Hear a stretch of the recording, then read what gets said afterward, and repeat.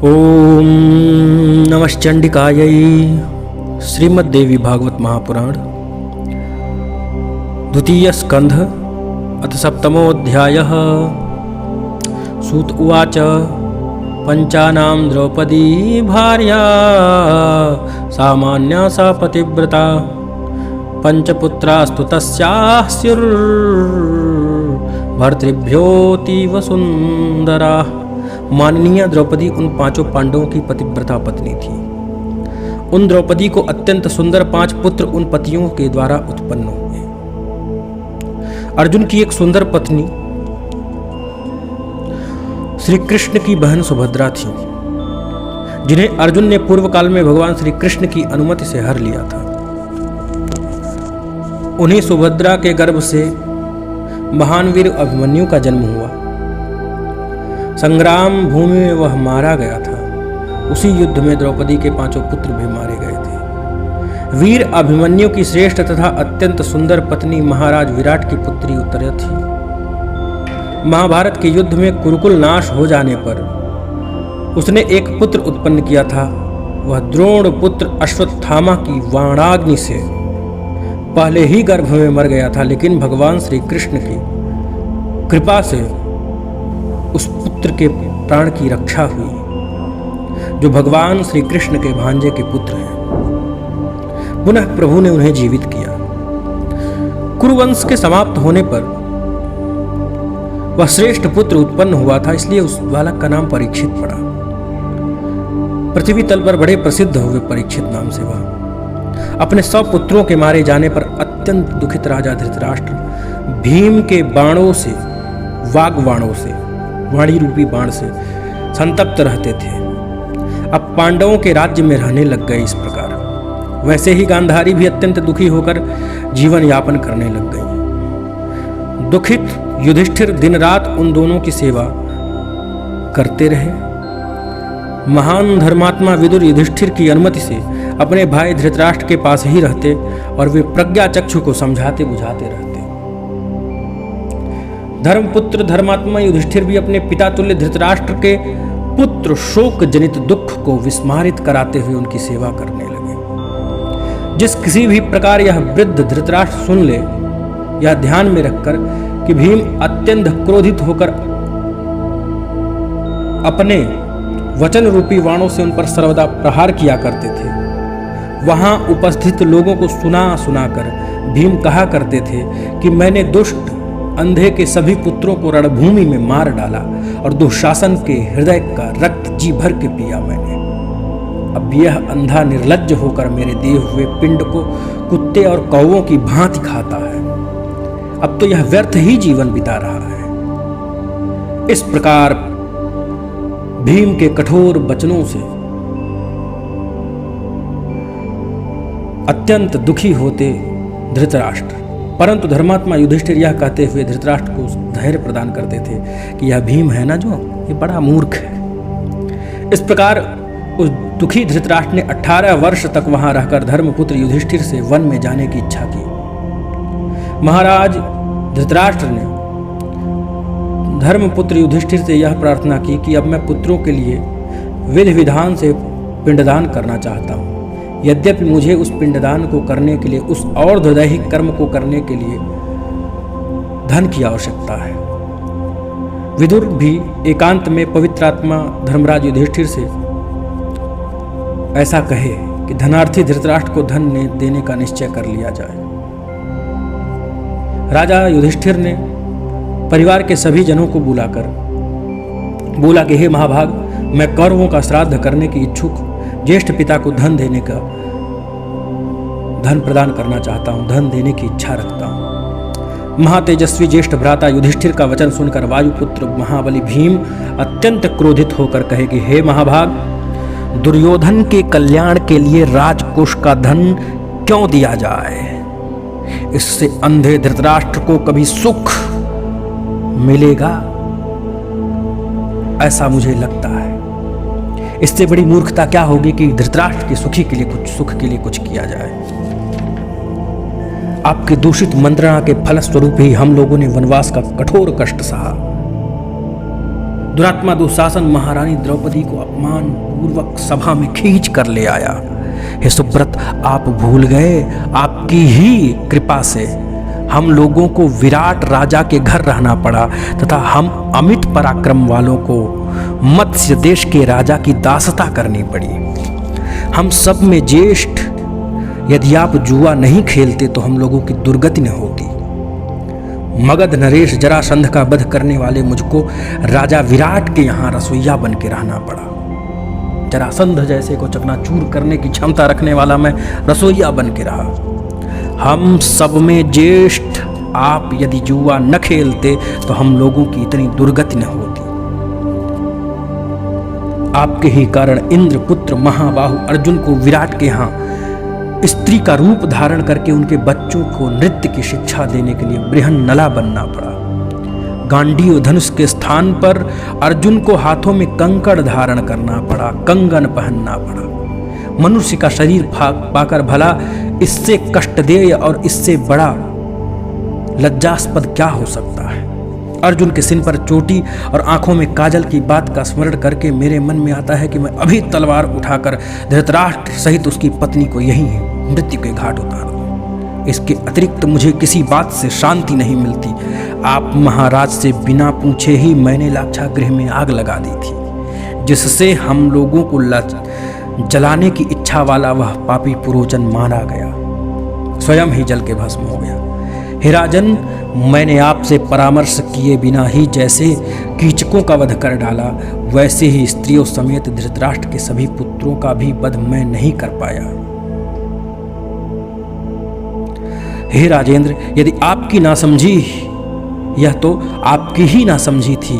जब गंधर्वों ने दुर्योधन आदि हमारे शत्रुओं को बंदी बना लिया था, तब आपने ही उन्हें छुड़ाया था। हे राजन, आज पुनः उसी दुष्ट दुर्योधन के कल्याण के लिए आप धन देने की इच्छा करते हैं। आपके कहने पर भी मैं धन नहीं देने दूंगा। ऐसा कहकर भीम चले गए। युधिष्ठिर, नकुल, सहदेव और अर्जुन की सहमति से धृतराष्ट्र को बहुत सारा धन दिए।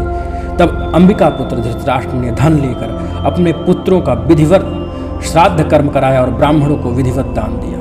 इस प्रकार अपने पुत्रों का श्राद्ध कर्म करके गांधारी सहित महाराज धृतराष्ट्र कुंती तथा विदुर के साथ शीघ्र ही वन में चले गए। संजय द्वारा सबको यह समाचार मिला कि महामति धृतराष्ट्र वन में जा रहे हैं। उस समय अपने पुत्रों के मना करने पर भी सूरसेन की पुत्री कुंती उनके साथ चली गई। यह देखकर भीम भी रोने लगे। वे तथा अन्यान्य सभी कौरव उन लोगों को गंगा तट पर पहुंचाकर पुनः हस्तिनापुर आए।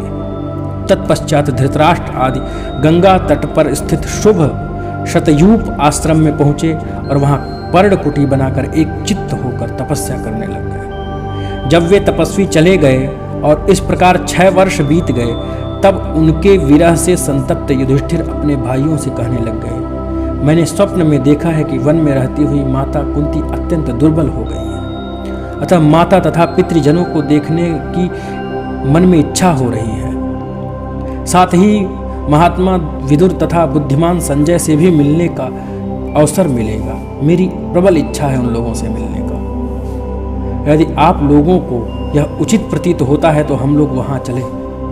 ऐसा विचार किया। तब वे सभी भाई सुभद्रा, कुंती, महाभाग उत्तरा तथा महाभागा उत्तरा अन्यान्य नागरिक जन वहां एकत्र हुए। दर्शन के लिए उत्सुक उन पांडवों ने सभी लोगों के साथ शतयूप आश्रम में जाकर धृतराष्ट्र आदि को देखा। वहां जब विदुर दिखाई नहीं दिए, तब धर्मराज युधिष्ठिर ने धृतराष्ट्र से पूछा कि हे बुद्धिमान विदुर जी कहाँ चले गए। तब अंबिका पुत्र धृतराष्ट्र ने उनसे कहा कि विदुर तो विरक्त एवं निष्काम भाव होकर सब कुछ त्याग कर एकांत में रहते हुए अंतःकरण में परमात्मा का ध्यान कर रहे होंगे। दूसरे दिन गंगा की ओर जाते हुए युधिष्ठिर ने वन में तपस्या के कारण क्षीण देह वाली व्रतधारी विदुर को देखा। उन्होंने देखा महाराज युधिष्ठिर ने कहा, देख करके उन्हें युधिष्ठिर ने कहा कि मैं आपको प्रणाम करता हूं। यह सुनकर भी निष्पाप विदुर जी वृक्ष के ठूंठ की भांति अचल स्थिर रहे। उसी क्षण विदुर जी के मुख से एक अद्भुत तेज निकला और वह तत्काल युधिष्ठिर के मुख में समा गया, क्योंकि वे दोनों ही धर्म के अंश थे।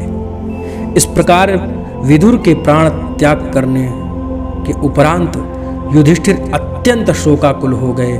वे राजा युधिष्ठिर उनके शरीर का दाह संस्कार करने का प्रबंध करने लग गए। उसी समय राजा को सुनाते हुए आकाशवाणी हुई कि हे राजन, ये विदुर विरक्त हैं, अतः ये दाह संस्कार के योग्य नहीं है।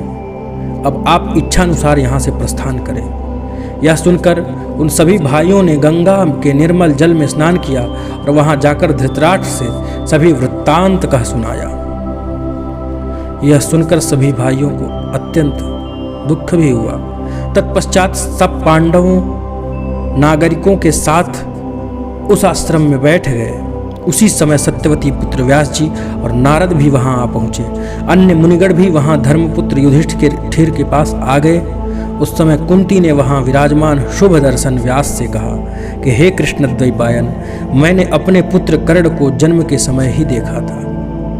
उसे देखने के लिए मेरा मन बहुत तड़प रहा है, अतः हे तपोधन, मुझे उसको दिखा दीजिए। हे महाभाग, आप समर्थ हैं, आप मेरी यह इच्छा पूर्ण कीजिए। गांधारी बोली कि हे दुर्योधन, मुझे तुम भी दिख जाओ। हे मुनि, मेरा दुर्योधन पुत्र समर भूमि में चला गया था, उसे भी मैं देख न सकी अच्छे से, अतः हे मुनि श्रेष्ठ, मेरे छोटे भाइयों सहित उस दुर्योधन को आप मुझे दिखा दीजिए। सुभद्रा बोली, हे सर्वज्ञ, मैं प्राणों से भी अधिक अपने प्रिय पुत्र अभिमन्यु को देखना चाहती हूँ, अतः हे तपोधन, उसे भी आप दिखा दीजिए। सूत जी बोले, इस प्रकार वचन सुनकर सत्यपति पुत्र व्यास जी ने प्राणायाम करके सनातनी देवी भगवती का ध्यान किया। तब सायंकाल आने पर मुनिश्रेष्ठ व्यास जी युधिष्ठिर आदि सभी जनों को गंगा जी के तट पर बुलाकर पुण्य नदी गंगा के पवित्र जल में स्नान करके प्रकृति स्वरूपिणी परम पुरुष को प्रसन्न करने वाली सगुण स्वरूपा देवताओं की भी देवी ब्रह्म स्वरूपिणी उन मणिद्वीप निवासिनी भगवती की स्तुति करने लग गए। यदा न बेधा न च विष्णुरीश्वरो न वासवो नैव जलाधिपस्तथा न वेत्तपो नैव यमश्च पावकस् तदासि देवी त्वमहं नमामि। जलं न वायुर्न धरा न चाम्बरः गुणान् तेषां न च येन्द्रियाणां मनो न बुद्धिर्न च तिग्मगुह्षसि तदासि देवी त्वमहं नमामि। हे देवी, जब ब्रह्मा विष्णु शंकर इंद्र वरुण कुबेर यम और अग्नि ये कोई भी नहीं थे, उस समय आपकी ही सत्ता थी। ऐसी उन देवी को मैं नमस्कार करता हूँ। जिस समय वायु पृथ्वी जल आकाश उनके रस और गुण समस्त इंद्रियां अहंकार मन बुद्धि सूर्य और चंद्रमा कुछ भी नहीं था, कहीं नहीं था, माँ आप ही विद्यमान थी। मैं आपको प्रणाम करता हूँ। इस जीवलोक में अपने चित्त में समाहित करके सत्व रज तम आदि गुणों के सहित लिंग कोश को समाधि की अवस्था में पहुंचाकर जब आप कल्प पर्यंत स्वतंत्र होकर विहार करती हैं, तब विवेक प्राप्त पुरुष भी आपको जानने में असमर्थ हो जाता है। माँ, हे माता, ये लोग मृत व्यक्तियों के पुनः दर्शन के लिए मुझसे प्रार्थना कर रहे हैं, किंतु मैं ऐसा कर पाने में समर्थ नहीं हूँ, अतएव आप इन्हें मृत व्यक्तियों को शीघ्र दिखा दीजिए। व्यास जी के कहने पर महामाया त्रिभुवनेश्वरी देवी ने समस्त मृत राजाओं को स्वर्ग से बुलाकर दिखा दिया। कुंती, गांधारी, सुभद्रा, विराट पुत्री उत्तरा एवं सभी पांडव वापस आए हुए स्वजनों को देखकर प्रसन्न हुए। तदनंतर अपरिमित तेज वाले व्यास ने महामाया देवी का स्मरण करके इंद्रजाल की भांति प्रकट हुए उन सबको पुनः लौटा दिया।